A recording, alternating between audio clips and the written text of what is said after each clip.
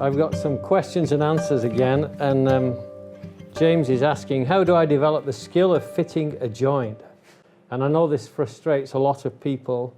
How do I drive my own learning in this? I'm having trouble improving my joint fitting. You say in the videos, look for the bruising. How can I develop this skill? What am I looking for? How do I tell where to remove material?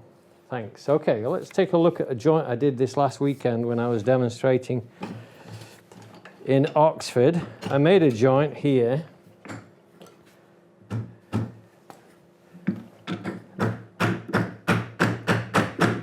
I think I might be able to show you what I was looking for.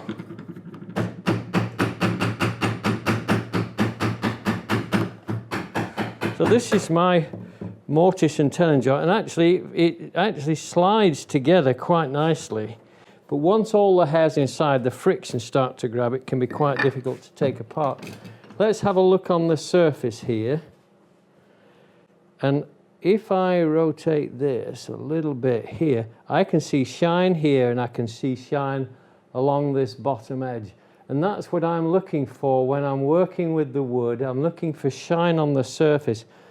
When I'm putting it together, if I was putting this joint as I was when I made it this weekend, the shine might stop here because that might be the distance that I enter the wood to. And I can see here already, if I push this, it's got an anchor point somewhere right here, which means that is a little bit fatter than this side is. As I push it into the wood and try to rotate it, it's still anchored down there, so that means that this bottom edge, that bottom surface, is 1/1000th of an inch thicker than this top surface. So I might take a shaving off that high spot because it's registering against the face of the inside of the mortise. And when I pull this out, I can see that this has a shiny spot. I can see it. I'm not sure how well this would show up for you, but I can see a shiny spot here. I look on the reverse, look here. This is all shiny all the way around here. And those are guidelines. Here it's not shiny at all, it's very dull. And so that's where I aim for. I aim to take a shaving off here, maybe a shaving here, wherever the high spots are. It's a question of practice. The more you do it, the more you'll observe it, and then you'll start seeing those high spots. You'll see the piece of wood pivoting inside the joint, and that's your guideline. That's the, you sense these things, you start looking for them, and that's how you get it. Just keep practicing, keep trying, and you'll get it. You'll have beautiful joints in no time at all. What are the benefits of hollow ground chisels and knives? Well, this is a practice. Let me get my whiteboard here.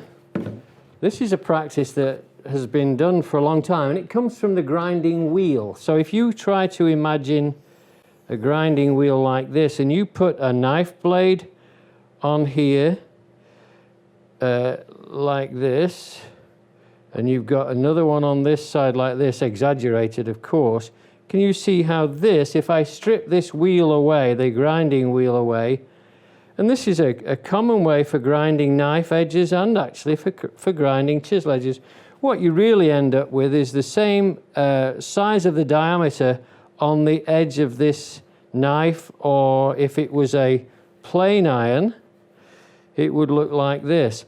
Well, this goes to infinity. It's not a viable edge, so you have to thicken that edge up. So the question is, do you need a hollow grind? It's just a fast way of removing stock and getting the heel of the bevel, either on a knife or a chisel, out of the way. And that's why people prefer hollow grind, because you can do it on a mechanical grinder. It removes the stock very quickly. There is no advantage over a hollow grind over a flat grind, as long as the two angles are exactly, if this angle is exactly the same as this angle, because this non-viable edge here, like this, you have to create a viable edge by coming in here with a second bevel. So exaggerating this, it will be like this and like this. And on a knife, it will be like this. Of course, I'm exaggerating this. And like this. So that's how you develop this viable edge. So you have to have a second bevel Whereas with a single bevel, you can go straight to 30 degrees and it'll give you the same cutting strategy. It will still work just as well. Is there an easy way to cut a closed end rebate? I'm looking to make a rebated bottom of a box with dovetail corners and don't want the rebate visible on the edge of the box. Thanks for great material. Usually you can do this either on the box when it's completed, or you can do it independently of the box. So here is my opinion and my way of working this. Let's say I want to make a rebate on here and I want to stop that distance from the end. Put a line in here for you, there. And I'm going to go a little bit shallower in depth because I don't want this to take forever for you. So there is my depth here. So I'm going to go here and down here and remove this section here. So I'm going to use a bullnose plane. You can use whichever plane you want. What we do, you can add a little piece of wood here. You can clamp this on either end, as long as the clamps don't get in your way, like this. And that will give you a guide to run your plane, your chisel, or whatever against. And you can actually chisel the whole of the rebate. If it's just a short rebate, you can just chisel it. If it's a long one, then just run a plane. See how well I do here. I'm not exactly setting this up scientifically, but I think it'll give you an idea of where we're going. Instead of going right to the line, here's my distance line here, and my distance line is here. Start about half or maybe 3/8 of an inch away, 10 mil here, chop, chop, and chop. Remove this waste. This is creating a step down. Just stay away from the end because we're using that as a bumper. And we're going to run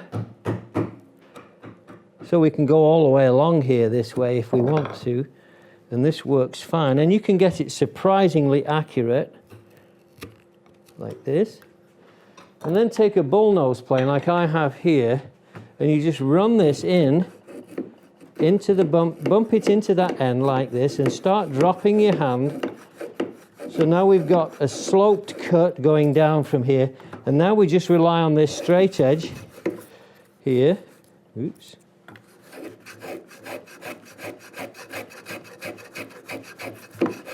Keep going down. You can work all the way up to this end here, this way.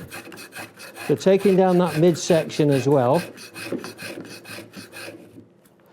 And then at this end, we drop the chisel in exactly the same way. So remove some waste, like this. I'm being a little bit crude here, but you'll be taking your time with this, because you won't be doing it. And then bring the plane the other way and work the same way. Pop the nose into the forepart like this, so I'm lifting the heel up. And as I said, you can use a chisel to do the whole of this, or take the most of it and then go down with the... And that's how I would do it if I wanted a stopped rebate. And then on the very last bit, we just, after we've got it down to depth, we just come in here and chisel out that last bit of waste here from both faces here, like this. And this works fine. This works fine. Of course, you could use a router, power router, you know, if you want to. Seems a bit defeatist to me. But there you go. And clean up. So that's your stopped rebate in any piece of wood you care to want it in. And of course, you'll be going directly to your lines and you'll have a perfect rebate. All right, great question, thank you. That does come up fairly frequently, and I think you need to be aware of that. My question is all the hype about de-waxed shellac flakes versus waxed shellac flakes I can buy off the shelf. Is there any real difference? Well, thanks for this, Lance, in Pacific Northwest. not if all you want is a wood finish. Generally, you can use a waxed shellac. I mean, it's going to be waxed anyway. It naturally comes with the wax in it. What we do generally is remove it, and the reason we remove it is because very often shellac is used as a base coat, a sealer coat, after which we apply other finishes. It could be polyurethane, it could be any of the film finishes that go on that surface afterwards. And that wax coat will form a barrier between the top coat. So if you were painting this, for instance, milk paint or whatever, it wouldn't really adhere to the waxed surface as well as it does the de-waxed finish. So you're better using the de-waxed shellac for anything that you're going to top coat with other finishes. That's why we do it. That's why we use it. This is from Misha. After planing cypress, the surface gets a mirror-like finish, but I can break the joint on the glue line, and this often happens with certain types of wood. Some of the oily woods, which cypress is, and cypress has what we call cypressine in the material itself. It's growing in the wood. The older the growth, the longer the growth, the more cypressine is in the wood, and that's what they used to use for making buckets and making water containers, things like that. Because of the cypressine, it doesn't rot. And so, but then you have to take off the surface of cypressine if you wanted to glue the surfaces. Usually you will use some kind of solvent. It could be lacquer thinner, it could be some other agent that you can, solvent that you can remove the surface cypressine from them and then glue them together. And you were asking if you should roughen the surface. It's not to do with the roughness of the surface, although you can still do that without rounding the corners. But ideally, just use a solvent to remove the surface, glue it together, and it will be fine. And then you might consider other glue types. So you could use, say, an epoxy that often will be compatible with some of the cypressine or some of the oils in, say, cedar or something like that. So that would work fine. This one's from Stewart. It seems most of your planing is done with a number 4 plane. Can you explain your thought on the larger planes, the 6, 7, and 8? How do you use these in your workflow? Thank you for all the knowledge you share. And then another one from Dragomir. Do I need number 7 jointer or a number 5 jack plane to square stock 60 centimeters long? It's not very long, 60 centimeters. In inches, for my friends in America, is 2 feet. So it's not very long. But it's not really to do with the length of the stock either. I can get any length of material fairly straight with just a number 5, possibly a number 6, but very rarely would I reach for that length of a plane. He's talking about it being 30 centimeters wide, so it's quite wide. I want to buy a number 7 jointer. This may be the underlying thing. He may really want to buy a number 7 jointer, and if that's what you want to do, just go ahead and buy it and enjoy it, you know.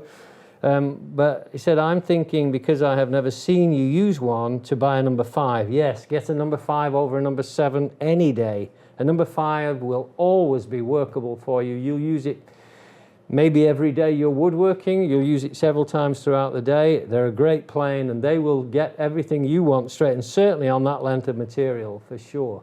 You might consider a number 5.5 too. It's a little bit wider, and it does give you the extra width in the width of the blade, which I like. So what is going to be your preference after a number 4, 4.5 smoothing plane?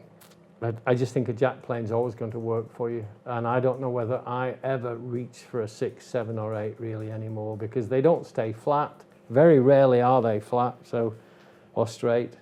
So I just don't use them.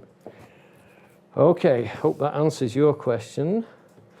Richard says, do you ever use breadboard ends for tables, etc.? I've seen them in various woodworking videos and was wondering if you have used them, and if so, have you got any tips?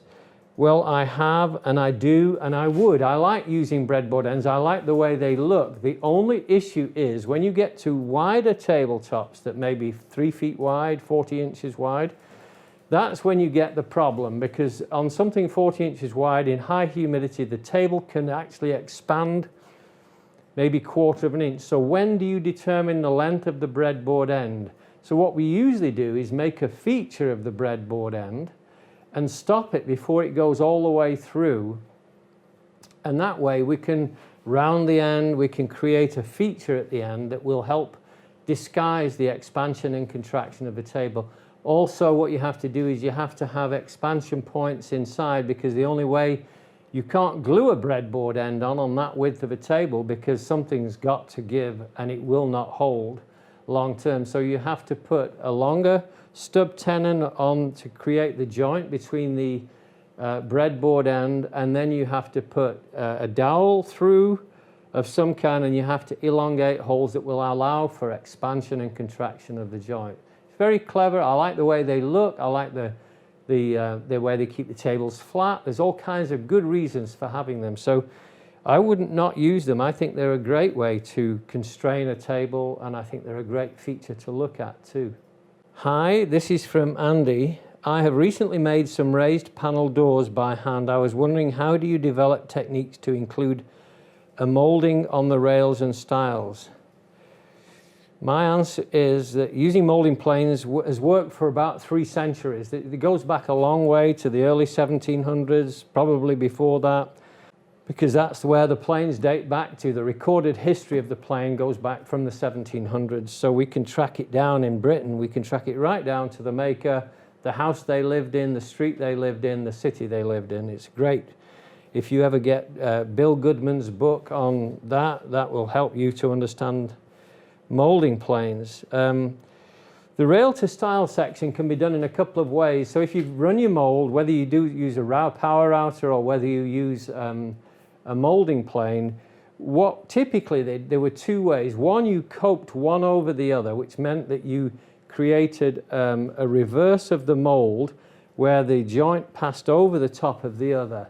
That's quite tricky, because especially if you've got a 4 or 5 inch wide rail, you can't easily do that without a mother plane to create that. So what generally they did was make a mitre at the end where the intersection comes, and mitre the 2 jointed components coming in together, and you reduce the moulded stock on the stile so that the rail butted up against it, just like a regular 2-sided shouldered tenon where it butts up into it. This is from Lonny. I recently enjoyed the finishing with shellac video showing how to apply shellac and wax finish. For certain applications, I'd also like a similar finish with flat sheen. What do you suggest for a flat sheen? I would suggest either a water-based polyurethane. You can get them with a sheen, you can get them in between, or you can get them high gloss. And then follow that with some steel wool, and then go over the top of that with beeswax. A beeswax turpentine mix would be fine. You can buy those very readily. Some Danish oils will work well too. It depends on which side of the continent you live in, but you can get a high polyurethane based one that can still be a non-glossy, non-shine one. So you have to experiment with finishes to find the one you want, because not all manufacturers manufacture to the same consistency, or to even using the same ingredients. So Danish oil has a life of its own when it comes to finding the ingredients to them. So that concludes this section of questions and answers. I hope you'll go to our other Q&As that we've done over the months and years even, where you can find answers to your questions. YouTube is a great place for you to find them. We've done hundreds of videos now, and I think that will really help you progress your woodworking.